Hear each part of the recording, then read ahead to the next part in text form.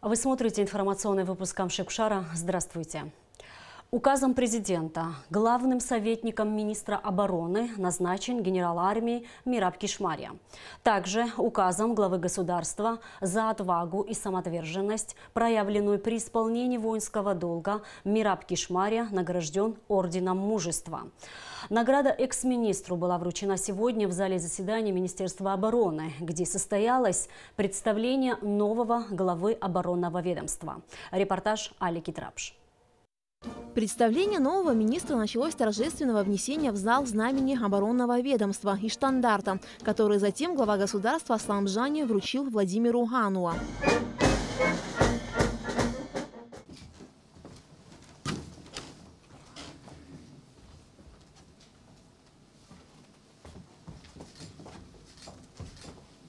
Служу Республике Абхазии.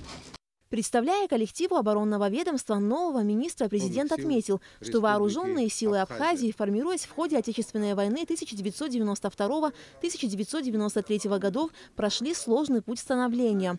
Аслам Жани особо подчеркнул роль первых военачальников в создании абхазской армии.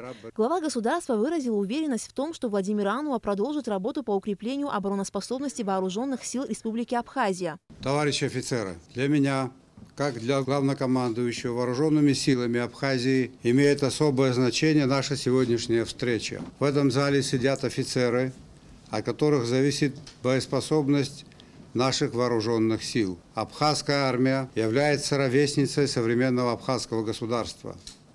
Она берет свои истоки с формирования отдельного полка внутренних войск, который в народе называли Абхазской гвардией. Бойцы этого полка вступили в неравный бой с грузинскими оккупантами 14 августа 1992 года. Формирование регулярной армии, ее руководящих органов, Министерства обороны и Генерального штаба проходили в условиях Отечественной войны.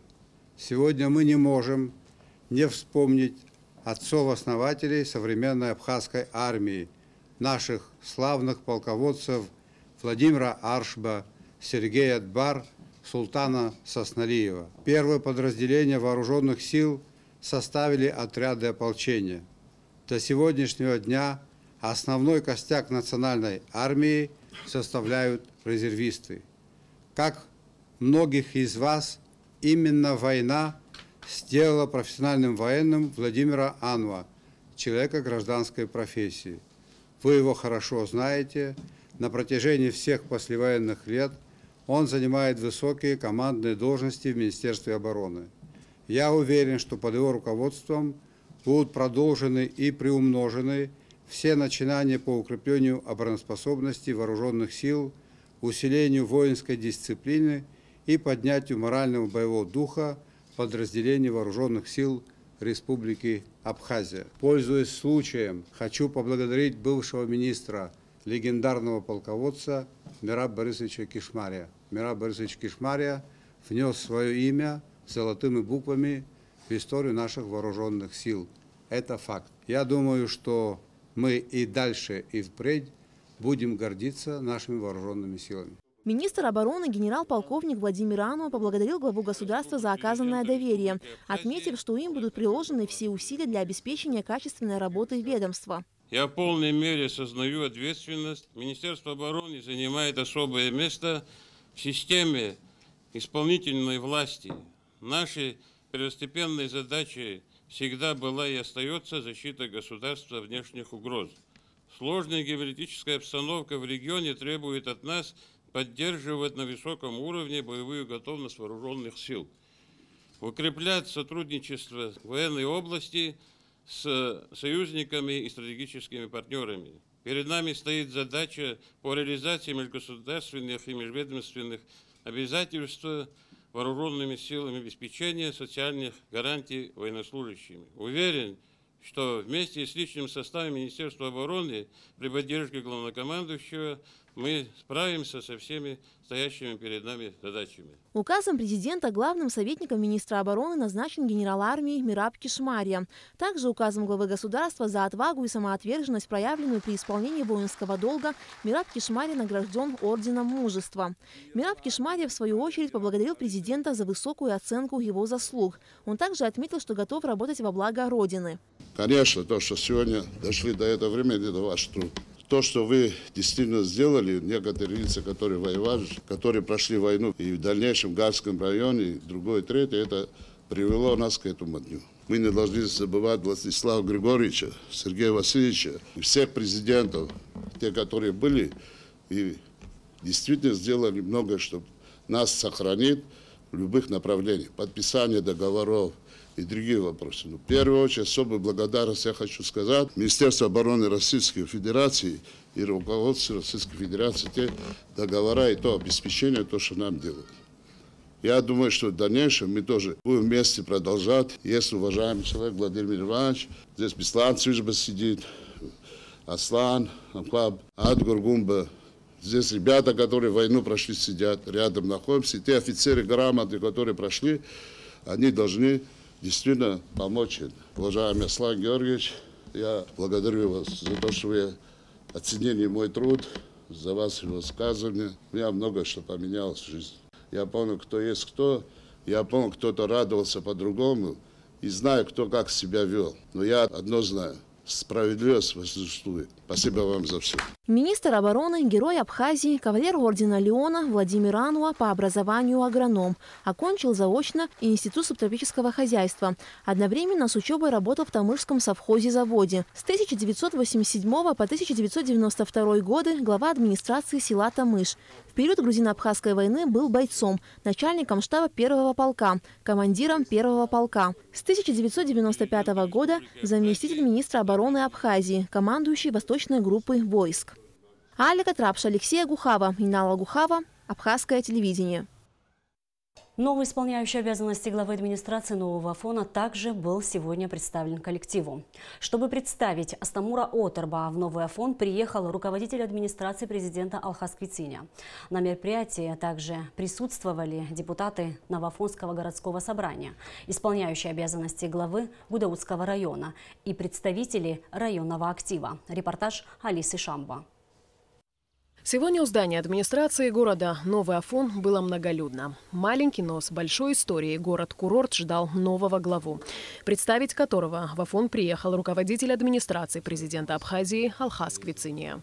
Хотел бы подчеркнуть и поблагодарить Феликса Даутия за многолетнюю работу, весь коллектив администрации города Новый Афон, исполняющего обязанности до сегодняшнего момента отгороджения, за вашу каждодневную, трудную, тяжелую работу. На самом деле город Афон, он является как бы еще и визитной карточкой для нашей страны. И, конечно же, и руководство страны, и граждане нашей республики все хотят, чтобы город Афон был образцово-показательным в плане чистоты, в плане гостеприимства, которое у вас много-много лет традиционно складывается успешно.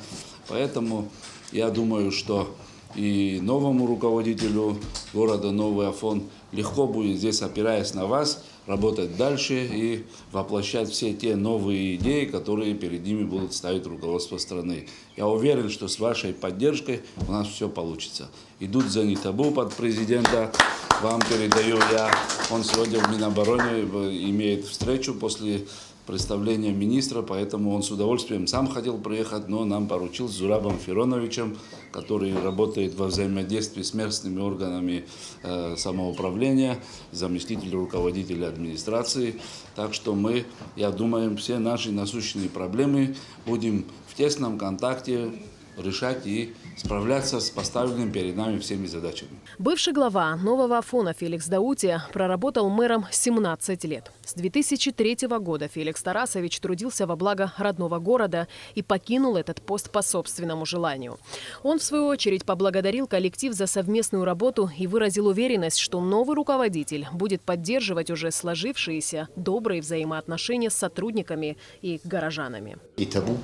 يخوج رانزا حوسي تصور زعمها وكبسق لي حلش وزجي يتصقح زيت حسكو يعني يتبوبو بريزعن شزي تيمور بنوري با اشبن خزنيو رابخي زرقون وبس يقش هزلودرو دزلي از تاعشرو اتاعش بزيري يالي از اشبن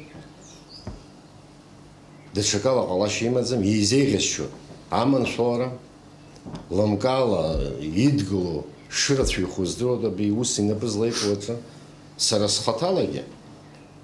Феликс Абраджерума Топихар и Ганат Сискулу Агросаргон. Исполняющий обязанности главы администрации нового Афона в свою очередь выразил благодарность руководству страны за оказанное ему доверие. Тимура Оторба в новом Афоне знают хорошо, так как он родился и вырос в этом городе. Афона колок администрация актив Афона хайдгуланы газзиги хайдсхораны хабхи что усква нахагзот хасгуяна год езис физики табу хашасхот аучерабу гишатусхот. Оторба Тимур Бинурьевич, выпускник Российской международной академии туризма. С 2004 по 2010 годы работал на разных должностях в Лионбанке.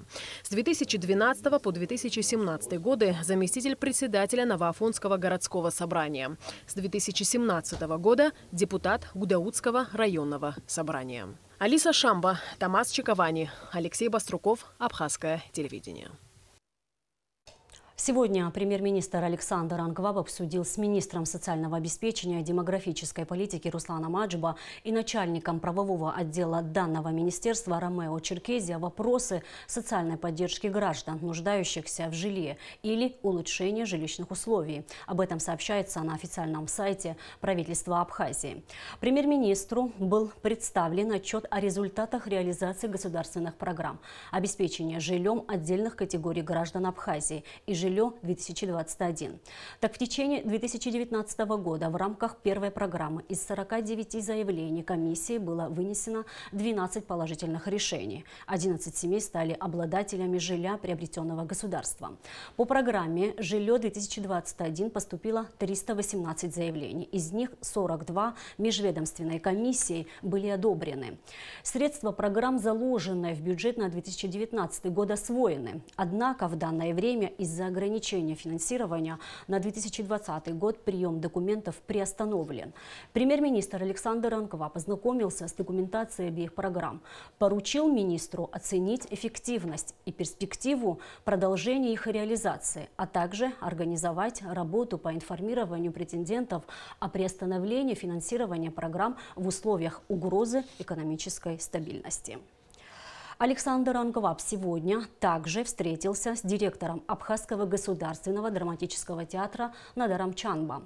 На встрече были обсуждены организационные вопросы осуществления деятельности учреждения культуры, состояние текущих проектов и перспектива реализации новых планов. После длительного перерыва 2 июня в средние образовательные учреждения республики на 2 недели вернулись ученики, но только учащиеся 11 классов. Их в республике более 1800. В каких условиях сегодня проходят занятия, когда и какие экзамены предстоит сдавать выпускникам, выясняла Гугут Саварданя. Более 2 месяцев, как в школах республики, прекращен учебный процесс. После такого длительного перерыва в свои классы вернулись лишь выпускники. Для остальных школьников учебный год окончен. Занятия в средних образовательных учреждениях начинаются, как положено, в 9 часов утра, но уроки длятся всего по 40 минут. Утром у входа в здание школы дежурит медсестра, которая измеряет учащимся температуру, следит, чтобы каждый входящий обрабатывал руки антисептическим средством, а в кабинетах была соблюдена социальная дистанция. Если количество учеников в одном классе превышает 10 человек, класс делят на группы. За каждой партой по 1 человеку. Мы разделили класс на 3 группы. Это по 6 человек в 2 классах и 7 в другом классе, чтобы у них была соблюдена норма социальной дистанции. Обработаны все кабинеты, ежедневно это все обрабатывается. На большой перемене влажная уборка производится. Все приступили к занятиям. Единственное, вчера у нас у одной ученицы медсестра школьная измеряет температуру. Вчера у одной девочки было 37,5. Мы сразу позвонили родителям, отправили ее домой. Но девочка говорит, я очень перенервничала, говорит, так хотела я в школу пойти. Возможно, и на нервной почве температура. Но во всяком случае мама там приняла все меры, конечно, видимо. Уже с обеда стала давать какие-то препараты. Сегодня нормально, все дети на месте. В 14-й школе в этом году 19 выпускников. У Александра Авицба и Арины Кашелян в планах поступить в Абхазский государственный университет на специальность международные отношения. Во время карантина девочки не сидели без дела. Они активно готовились к предстоящим выпускным и вступительным экзаменам. Я занималась онлайн по видеосвязи с учителями, по преподавателями, которые готовят меня на поступление, поэтому, в принципе, у меня ничего не поменялось, но сейчас, так как ослабился режим карантина, мы уже перешли на нормальное обучение, и поэтому, в принципе, мне ничего не мешает готовиться. Мы занимались дистанционно. Это было, конечно, непривычно и неудобно сначала, но потом мы приспособились, привыкли. Сейчас нас разделили по группам, по 7 человек, в некоторых 6, в некоторых 7. Мы, конечно, скучаем друг по другу, это тоже очень неудобно, но мы понимаем, что это необходимо. Выпускного не будет, мы очень расстроились, в конце концов, это последний вечер с одноклассниками, но мы надеемся, что в будущем получится как-то собраться. Есть и те выпускники, для которых ситуация с коронавирусом дала дополнительный шанс поступить в выбранное учебное заведение. Я с самого начала планировала связать свою жизнь именно конкретно с компьютером, поэтому я планировала именно поступить на программиста. В мои планы вся теперешняя обстановка с коронавирусом вполне вписалась, потому что как раз-таки по семейным обстоятельствам мы не могли поступать за границей, потому что мы планировали именно конкретно поступить в Сочи. Но как раз-таки мы решили оставить вот этот свободный год и пока что заниматься удаленно и готовиться уже к поступлению за границей. В Сухумской горской средней школе номер 10 в этом году 47 выпускников. Конечно, и здесь молодые люди совсем по-другому представляли себе последние месяцы учебы в школе. Мы очень расстроены, потому что мы очень ждали этот день, последний звонок, все мероприятия. Но мы надеемся, что чуть-чуть перенесут и все-таки что-то будет у нас. Когда мы вернулись в нашу школу, мы обрадовались, несмотря на то, что существует стереотип, что школьники не любят школу.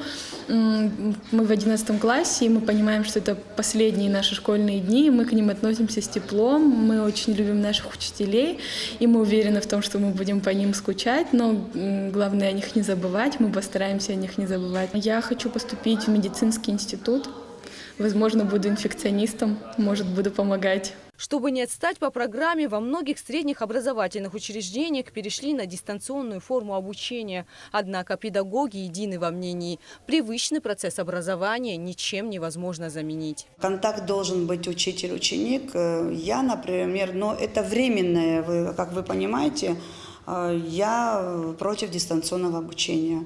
Контакт должен быть учитель-ученик. А совсем ничего не делать мы не можем.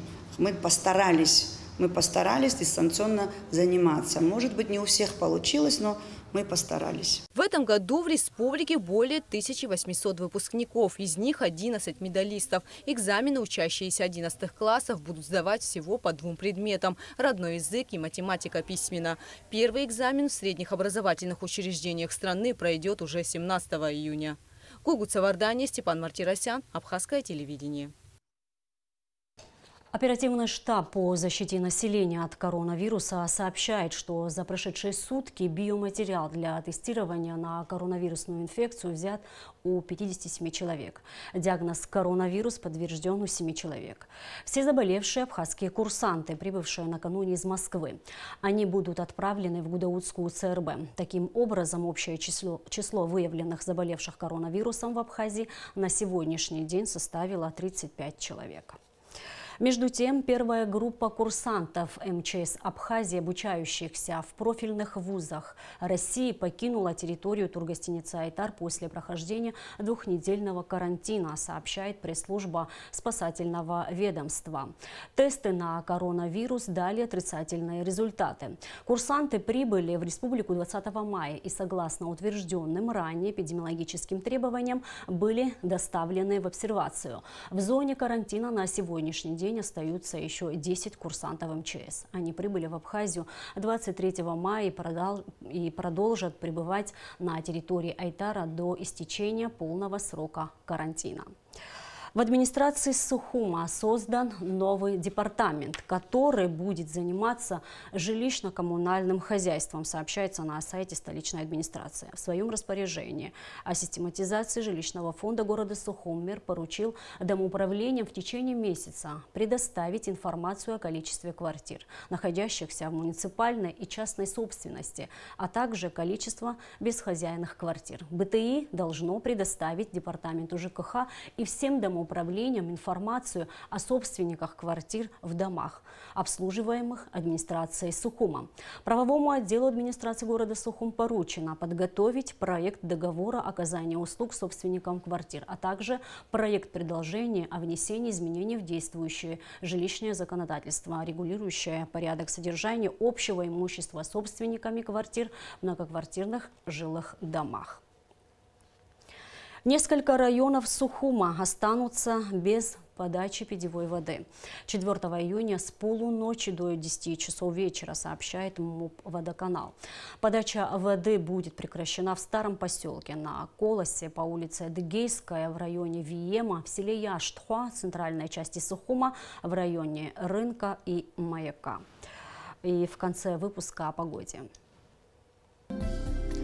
По сообщению Гидрометцентра, завтра на территории Абхазии ожидается переменная облачность. Ночью и утром туман, во второй половине дня, ближе к вечеру возможен дождь. Температура воздуха ночью плюс 12-17, днем 19-24. Температура морской воды плюс 19 градусов.